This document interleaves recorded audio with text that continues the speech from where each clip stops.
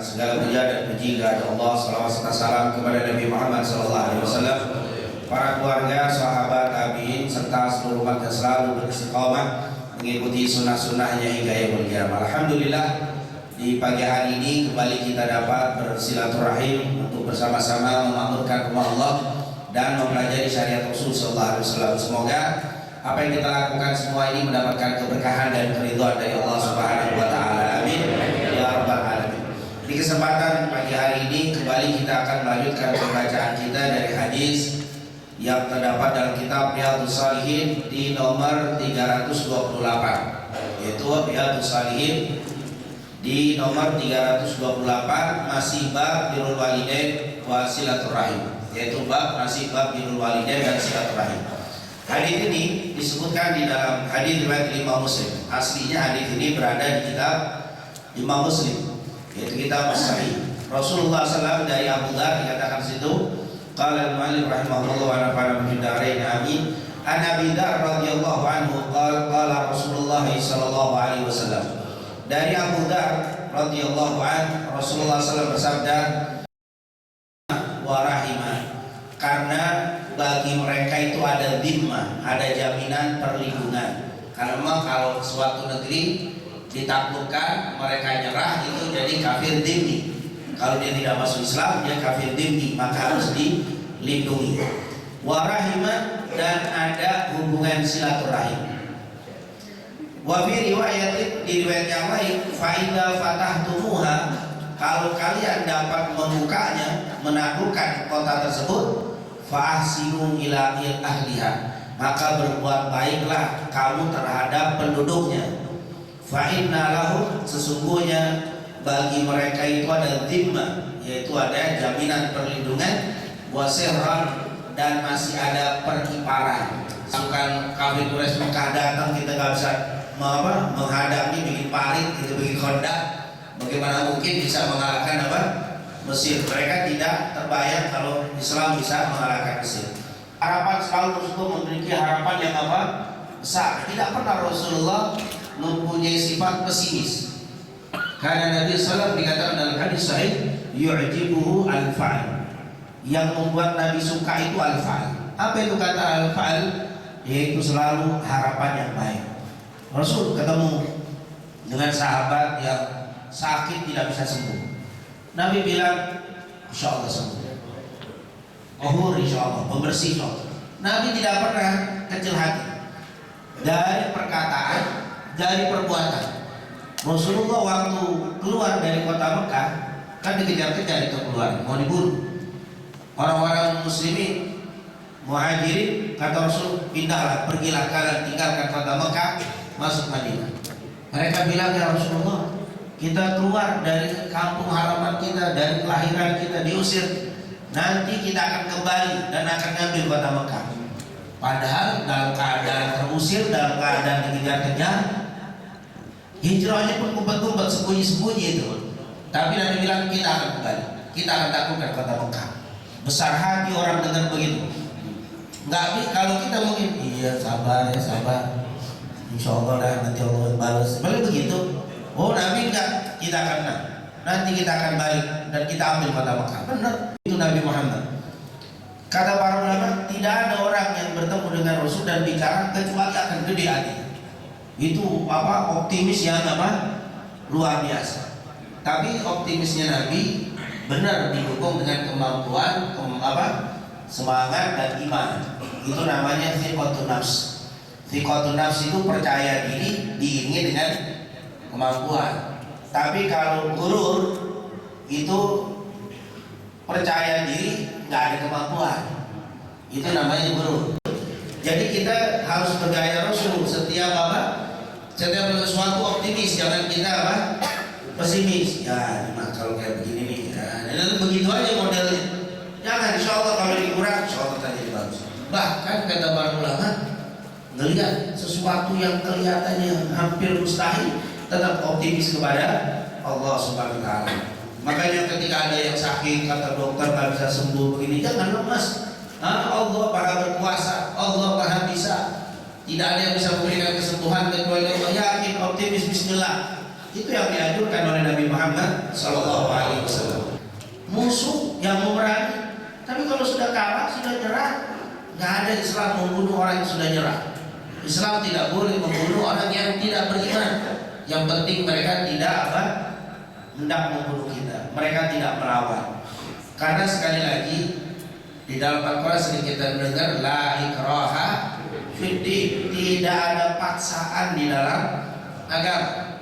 Jadi Islam tidak boleh memaksa orang lain untuk masuk Islam. Kristen kah dia, Yahudi kah dia, Hindu, Buddha kah dia, silahkan. Dan tidak ada kita diberitakan untuk melakukan kekerasan agar mereka masuk Islam. Tidak ada Islam dari orang kafir. Kalau maksiat barat. Maka yang Allah perintahkan, Rasul bilang apa? Man ra'a minkum munkaran falyughayyirhu. Siapa yang melihat kemungkaran rubah. Tapi nggak ada yang bilang siapa yang melihat agama yang lain rubah. Enggak. Kamu ajak, kamu biarin. Tapi kalau mungkar nggak boleh. Ini yang membuat hancurnya bala musibah banyak, bukan lain agama, tapi karena apa? Kemaksiatan. Mau dari orang Islam atau non Muslim, kalau sudah maksiat bala ketemu. Waman dikatakan marwabin munkaron falyughayyirhu. Siapa yang melihat sebuah kemungkaran, yang melakukannya Muslim atau non Muslim sama aja. Yang penting melakukan apa? Kemungkaran. Bahkan di Mesir itu rahiman, ada rahim, ada hubungan silaturahim dengan saya, kata Rasulullah SAW. Siapa? Ternyata kata para ulama hubungan silaturahim Nabi dengan orang Mesir jatuhnya ke Sayyidah Hajar. Jauh banget apa ibu Ismail. Jadi larinya ke sana. Ketemu hubungannya di Nabi Ibrahim. Nabi Ibrahim kan punya istri. Yang pertama Sarah. Terus nggak lahir, nggak punya anak sampai umur 85 tahun. Akhirnya Sarah minta sama Nabi Ibrahim supaya nikah lagi. Tapi nikahnya dia milikin istrinya. Maka dipilihlah Hajar. Sayyidah Hajar ini budaknya Sarah, budaknya. Nih saya punya budak nih perempuan, nikahin dia. Tapi Hajar itu walaupun budak cantik. Jangan dibilang budak, hitam, bibir tebal, betis gede, jangan begitu. Oh Hajar cantik, ternyata ini ketua putri satu suku, kepala suku. Jadi kepala suku perang kalah, kan anaknya diambil semua keluarga yang itu diambil salah satunya, dijual, dibeli sama Hajar. Jadi budak Sayyidah Hajar. Akhirnya Nabi Ibrahim nikah. Pas nikah, setahun kemudian hamil. Sayyidah Hajar hamil. Wah, karena hamil punya anak. Wah, tentunya Nabi Ibrahim sebagai suami beda dong perhatiannya. Karena udah punya anak double. Perhatiin ibunya, perhatiin anak. Kalau ini kan sendiri, perhatiin ibu doang, masih punya apa? Double perhatiannya. Dan akhirnya membuat Sayyidah Hajar Sarah apa? Cemburu. Wah, cemburunya namanya perempuan. Walaupun dia nyuruh, tapi tetap aja ada apa? Cemburu. Tapi juga tak seperti yang banyak orang ceritakan. Sayyidah Sarah saking cemburunya nyender di pohon pisang, angus tuh pohon pisang. Itu mah kelebihan ceritanya. Dan mana pohon pisang ceritanya nih? Ini Mesir kejadiannya nih. Ini di Mesir. Jadi silaturahmi itu bukan hanya yang hubungan dekat. Boleh jadi fulan punya bapak, bapaknya fulan sama bapaknya saya. Nah itu ketemu, itu masih tetap dia adalah harus dijaga silaturahim. Maka di sini orang Arab itu perhatian banget dengan nasab. Dia akan cari jalur-jalur nasab biar bisa ketemu nyambung. Disitulah dia akan menjaga hubungan silaturahim. Rasulullah dulu pernah punya istri. Ada yang bilang dia budak, ada yang bilang istri. Namanya Maria Al-Qibtiyah. Maria Al-Qibtiyah nanti dengan Nabi punya anak laki namanya Ibrahim. Ibrahim meninggal. Waktu meninggal Ibrahim itu terjadi gerhana matahari. Gerhana matahari pas Nabi Ibrahim meninggal, terjadi gerhana matahari dan Nabi sholat khusuf. Itu kejadiannya waktu Ibrahim meninggal. Ibrahim itu siapa? Putranya Nabi. Nabi punya anak laki ketiga, Qasim, yang paling besar, maka suka Nabi dipanggil Abul Qasim. Kemudian punya anak Abdullah namanya, suka dipanggil Thahir dan Thayyib. Ini dari Khadijah. Satu lagi dari Maria Kiptia. Siapa itu Maria Kiptia? Maria seorang wanita yang soleha, yang cantik, orang yang apa? Dari mana? Al-Kiptia, dari Mesir, Kipti. Makanya disebut Egypt ya. Egypt kan Mesir, sekarang disebut Egypt. Memang suku aslinya Kipti. Al-Kiptia karena Al-Kipti Mesir, Egypt. Kita bahasa Inggrisnya Egypt atau Kipti. Pertama, Rasulullah ternyata mengetahui yang gaib, tapi bukan sifatnya Nabi, tapi pemberitahuan dari Allah. Nabi memang nggak tahu gaib, tapi suka dikabarkan tentang berita-berita gaib. Karena kita tahu kalau kita buka Al-Quran, ada kata-kata gaib, penyebutan kalimat gaib itu sampai 60 kali, dan semuanya mengarah tidak ada yang tahu gaib kecuali Allah. Di antaranya, "Qul la ya'lamu man fis samawati wal ardil ghaiba."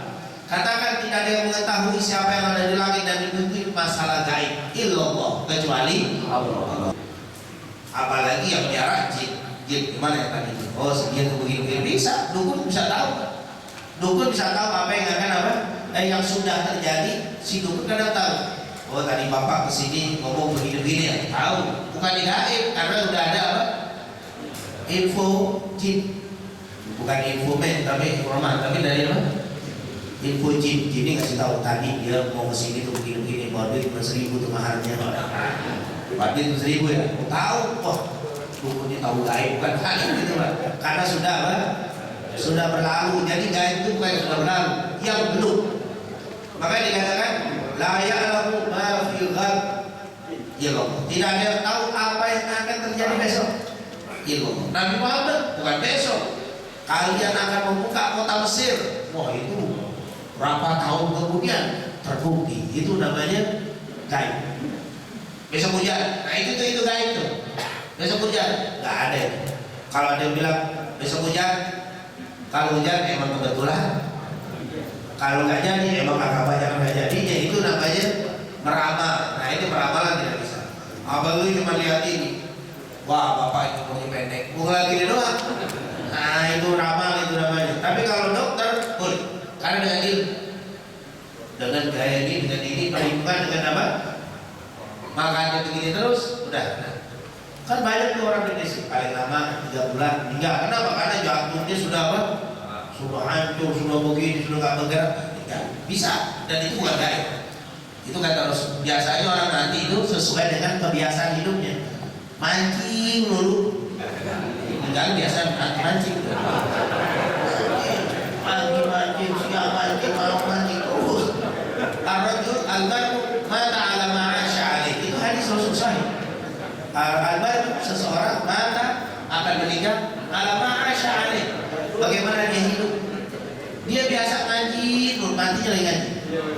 Biasanya dia tahajud, bisa jadi meninggal tahajud. Tergantung dia bagaimana kebiasaan hidupnya.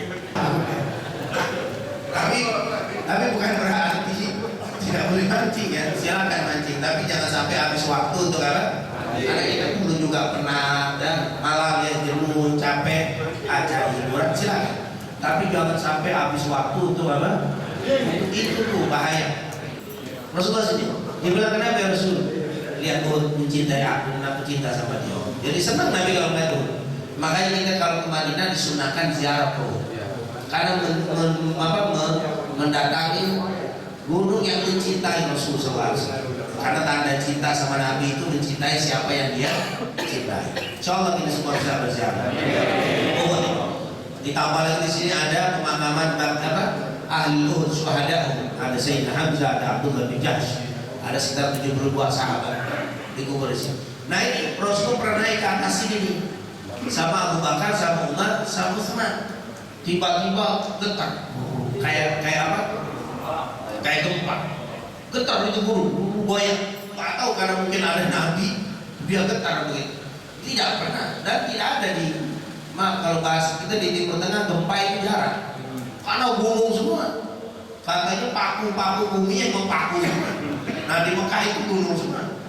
Batu-batu paku. Bagaimana apa gempa? Di sini Rasulullah getar. Akhirnya Nabi sambil kakinya itu diterbangkan di atas batu. Usbut sambil begitu, sambil apa? Ngetakin kaki. Usbut, diamlah Uhud. Usbut Uhud, diam Uhud. Uhud disuruh diam Nabi. Fadamat langsung diam tuh. Yang tadi itu kan berhenti. Nabi bilang apa? Fa'inna ma'alaika Nabi. Di atasku sekarang ada Nabi ini. Ada Muhammad, ada Rasul. Fa'inna ma'alaika Nabi Wasiddiq, dan juga ada Siddiq nih. Wasyahidah, ada 2 orang yang akan mati syahid. Disebut kita mana? Siddiq wasyahidah. Kata Rasulullah, diamlah engkau apapun tidak tahu. Di atasmu sekarang ada seorang Nabi, ada Siddiq dan syahidah. Ternyata Abu Bakar meninggal sakit. Utsman dan Umar meninggalnya dibunuh. Syahidah, meninggalnya mati syahid 2 orang. Jauh. Abu Bakar tahun 13 meninggal. Umar 23. Utsman 45. Sudah 40 tahun sebelum meninggal sudah Nabi bilang syahidah. Ini 2 orang ini mati syahid. Dan ternyata memang keduanya dibunuh. Abu Bakar nggak dibilang syahid. Siddiq meninggal sakit. Subhanallah, itu sudah ini 40 tahun sebelum meninggal sudah dibicarakan. 13 tahun Umar sebelum meninggal sudah dikasih tahu mati syahid. Ini hadis riwayat Imam Bukhari. Ini ada cerita banyak tentang gaib, seperti wafatnya Fatimah. Hadis Bukhari. Ceritanya panjang dari Aisyah. Akbar Fatimah tamsika an syata habasyun Nabi. Waktu itu Fatimah datang ke rumahku sedang berjalan menuju rumah, kata Aisyah. Dan Fatimah itu kalau gaya jalannya mirip jalannya Nabi. Mukanya Fatimah radhiyallahu anha mirip kayak Nabi. Makanya kata Aisyah, saya kalau rindu kangen sama Nabi, saya lihatin aja Fatimah mirip kayak Nabi. Itu saking apa? Miripnya, cantiknya Fatimah radhiyallahu anha versi perempuan. Nabi dengan perempuan dia suka ke Nabi ya. Itu yang bikin lebih apa? Tapi kalau miripnya, ya Fatimah versi perempuan. Rasul SAW lakinya dia apa? Mirip. Gaya jalannya, gaya duduknya mirip kayak Rasul. Kata Aisyah. Dia bilang apa? Ka'anna misyatah masyud Nabi. Jalannya kayak jalannya Nabi, duduknya kayak Nabi, mukanya kayak Nabi. Nanti Fatimah punya anak Hasan Husin. Nabi dibagi 2. Hasan dari dada ke muka ke atas mirip kayak Nabi. Sayyidina Husin dari dada ke bawah mirip kayak Nabi, kakinya, tangannya, duduknya kayak Nabi. Tapi di 2 Hasan Husin kumpul di Fatimah, Fatimah kumpul ke Nabi Muhammad SAW. Inti ceritanya, pas Fatimah masuk ke rumah Rasul, Rasul lagi sakit. Langsung Nabi dekat Fatimah mendeketin, dibisiki. Sedih. Terus bisikan yang kedua, Fatimah ketawa. Waktu itu langsung Aisyah deketin, Nabi bisikin apaan? Apa kata Fatimah, aku tidak akan ceritakan apa yang dibisikin sama Nabi, kecuali sudah meninggal baru saya bisikin. Kalau enggak. Begitu adab, kalau kita dibisikin orang jangan cerita ke orang. Begitu dibisikin dicerita ke seorang. Pakai ngomong, Pak, kenapa diceritain? Kan sudah dibisikin. Ustaz kan nggak ngomong jangan diceritain ke orang. Ya namanya bisikan berarti nggak usah diceritain, nggak usah pakai. Udah dibisikin jangan diceritain ke orang. Subhanallah. Kata para ulama, Anda kalau dibisikin orang nggak usah diceritain, memasukkan syaitan. Karena kalau bertiga, bisik berdua, saya akan dimasukin syaitan. Curiga, mungkin apa dengan saya? Pasti curiga gitu. Ini adalah bisik. Dan di ulama kesini mengkias juga dengan kalau kita bertiga nggak boleh ngomong bahasa yang diingetin cuma oleh 2 orang. Kita Jawa, satu Betawi, duduk bertiga ngomong Jawa, kemarin ngamuk. Ngomongin apa nih? Saya nggak boleh. Kalau dia bertiga, dia ngomong dengan bahasa yang diingetin bertiga. Kalau antum ngomong dengan bahasa yang diingetin berdua, seperti bisik-bisik, hukumnya haram. Dan luar biasa, Fatimah berbeda dengan kita. Kalau kita dibisikin sama bapak kita, Anda orang yang pertama kali nyusul bapak. Waktu bapaknya bilang, saya kayaknya mati nih, meninggal nih, sakit ini, nangis nih. Tapi dikasih yang kedua, kamu yang pertama kali nyusul, tambah nangis. Malah nangis ya. wafatnya Ummu Waraqah. Ketika Anda berangkat ke peperangan Badar, Ummu Waraqah bin Nawfal bilang, ya Rasul, saya izinkan dong ikut ke perang Badar. Ya walaupun saya nggak perang karena perempuan, paling nggak saya bisa ngobatin orang. Dikatakan apa? Udawi jarhakum, saya akan bisa ngobati jarhakum, orang-orang yang terluka. Wa umarid mardakum, saya merawat orang-orang yang sakit, saya menjadi bisa. Dan memang dulu perempuan-perempuan itu diajak sama Nabi dalam pertempuran untuk apa? Mengobati yang sakit, dibawa dikasih ini semua yang merawat. Jadi perempuan itu nanti sekali waktu saya akan angkat materi perang wanita di masa Rasul. Jangan dipikir wanita itu cuma apa? Dapur apa gitu? Itu doang, itu prinsip saya itu bukan. Itu Nabi itu punya mengangkat peran wanita besar sekali. Nanti ada peran-peran wanita, ada yang jadi dokter. Nabi zaman Nabi ada yang tukang khofat. Khofat itu kalau ada bayi perempuan perlu dia apa? Kita Rasulullah SAW. Nah, kata Rasul bilang apa dia minta nih? Dengan apa? Dengan alasan la'allallahu yarzuquni syahadah. Saya berharap semoga Allah kasih saya mati syahid di perang Badar, walaupun cuma apa? Ikut-ikut begitu, saya pengen mati di perang, mati syahid saya pengen. Jadi ikut apa? Ikut itu ngarepin satu, ngarepin apa? Mati syahid. Memang para sahabat itu kalau keluar waktu mau perang, doanya apa? Ya Allah, pertemukan aku dengan musuhmu yang paling berat, sehingga kalau aku membunuh dia, aku mendapatkan pahala terbesar karena membunuh musuh yang paling berat. Tapi kalau memang dia membunuh aku pun akan bangga di hadapanmu, aku dibunuh oleh musuhmu ya Allah yang paling berat. Kalau kalian berharap perang bisa pulang, kami berharap perang gak pulang. Takut juga, berharap nanti musuh ngilu ngadepin orang apa? Baik nanti ngadepin nanti. Anda perang berharap pulang, kami perang berharap tidak pulang. Lemes musuh ini gila nih pasukan, jadi pasukan berani mati, bukan benar-benar nih pasukan apa? Dia bukan cari hidup tapi cari apa? Dia juga bilang, la Allah yang yarzuquni syahadah. Saya ikut perang dong, ya Rasul, biar saya mati syahid. Apa kata Rasul? Qarri fi baitik. Tinggal di rumah aja. Tinggal di rumah. Insya Allah kamu meninggal di rumah mati syahid. Kata Rasul begitu. Akhirnya dia pulang dan terkenal itu Waraqah syahidah. Nabi bilang waktu dengar meninggal syahidah. Ini orang mati syahid di rumahnya. Waktu itu minta sama Nabi Muhammad di rumahnya, kalau begitu saya pengen bikin musala. Ya Rasul, saya pengen bikin musala di rumah saya. Lalu izinkan. Dia izin, dia nggak musik perempuan. Jadi di rumahnya bikin musala, dia baca Quran, dia sholat, lagi baca Quran, lagi sholat, meninggal. Syahidah.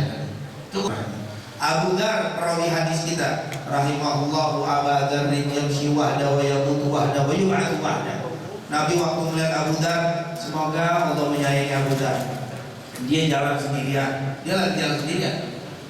Wa yamutu wahda, meninggal ntar sendirian. Benar. Tahun 35 Abu Dzar meninggal sendirian. Enggak ada yang mau nguburin, enggak jadi kuburin. Karena yang ada cuma istri sama pembantunya, bingung mau gali kuburan. Tapi Abu Dzar tahu, nanti kalau saya meninggal, bawa jenazah saya taruh di pinggir jalan. Padahal dia tinggalnya di wilayah kampung Rabdah namanya, Rabdah atau Rabdah. Perkampungan yang nggak pernah dilewati orang, dia berkorban. Aku pun tadinya nggak mau lewat sini, lewat jalur lain. Tapi subhanallah, Allah suruh hati kok lebih suruh lewat sini. Maka aku lewat sini, ternyata ada apa? Yang wali mana nih kata Abu Dzar bilang taruh sini. Kata si istri, nggak ada orang lewat sini. Taruh jenazah taruh sini. Nanti ada yang tahu. Ternyata Abu Dzar masuk rombongan yang apa? Di sahabat wali semua udah jadi apa? Kalau kita suruh ke pasien itu benar-benar nggak ada yang lewat, nggak ada yang urus saja. Ternyata ini adalah para sahabat Nabi Muhammad, luar biasa. Khalifah terlalu banyak hal-hal yang gaib yang Nabi pernah bicarakan, termasuk tadi akan terbuka kota Mesir, akan datang di akhir zaman nanti begini-begini. Itu adalah gaib yang dibicarakan. Yang terakhir, Nabi pernah masalah kekhalifahan. Rasulullah pernah berkata berkaitan dengan khalifah. Abu Bakar pernah meriwayatkan, Rasulullah pernah bilang kepada Sayyidina Hasan, inna fi hadza sayyid. Ini keturunan Sayyidina Hasan sayyid. Makanya ada yang mengatakan keturunan Sayyidina Hasan disebut Sayyid atau Sayyidah atau Syarif atau Syarifah. Itu disebutkan oleh Rasul. Inna ibni hadza sayyid, anakku ini adalah sayyid. Wa ini arju an yuslihabihi baina fi'atain.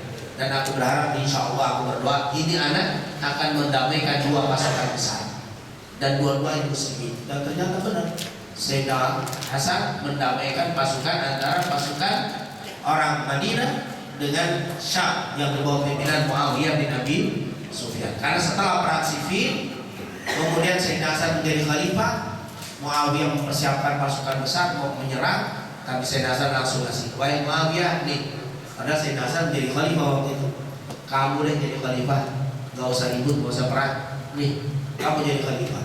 Akhirnya Muawiyah menjadi khalifah di atas, bukan dipilih sama kaum muslimin Muawiyah jadi khalifah, tapi atas pemberian daripada Sayyidina Hasan. Kenapa kata Sayyidina Hasan, aku tidak mau lagi terjadi pertumpahan darah, dan akhirnya tidak jadi perang gara-gara Sayyidina Hasan memberikan kekhalifahan. Ini luar biasa. Makanya ini kejadian jauh sebelum terjadi. Sayyidina Hasan masih umur 6 tahun. Sayyidina Hasan waktu Nabi meninggal umurnya 7 tahun. Karena Sayyidina Hasan itu lahir tahun 3 Hijriah. Tapi masih kecil. Ini anak yang gedenya mendamaikan dua pasukan besar. Kejadian di mana? Di perang setelah perang Siffin. Subhanallah, ini adalah mukjizat Nabi tentang ya. Tapi sebagian ulama lagi dari Sayyidina Husain. Tapi tidak ada perbedaan bahwa Imam Mahdi nanti dari ahli bait dari Muhammad. Imam dari Hasan atau imam dari Husain. Jadi kalau keturunan dia Nabi nggak ada lagi, berarti Imam Mahdi nongolnya dari batu. Kalau kita hitung 30 tahun. Bagaimana hitung sendiri? Ini pusing kan?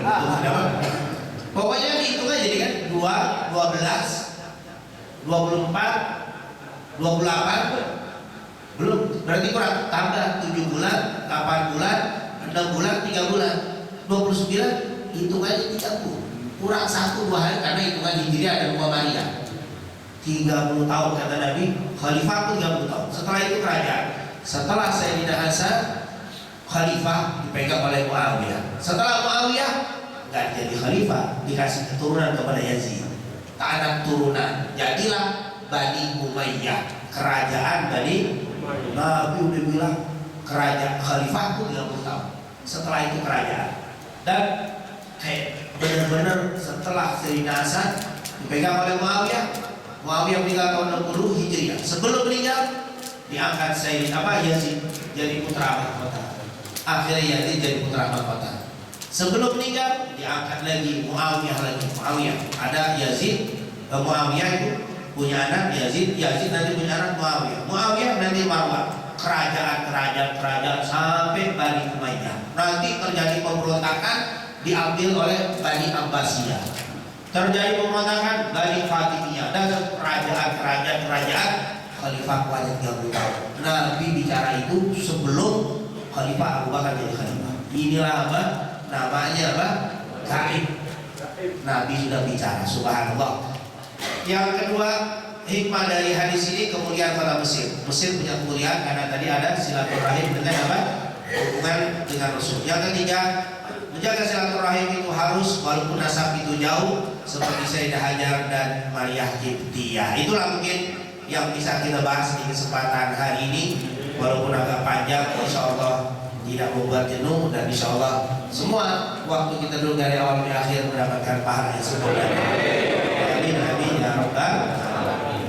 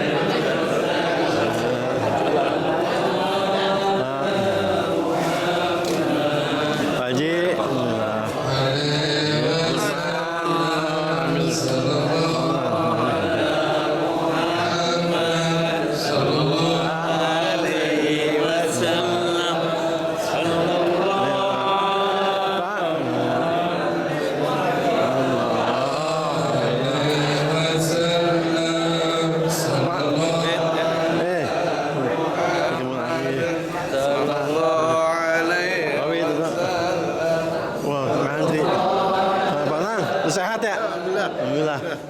Wah, ini gede nih badannya nih. Pada Fit, wis. Wah, ambil semua nih. Pak, sehat ya? Iya, Pak. Biasa. Mana kameramen? Kameramen. 2, 3.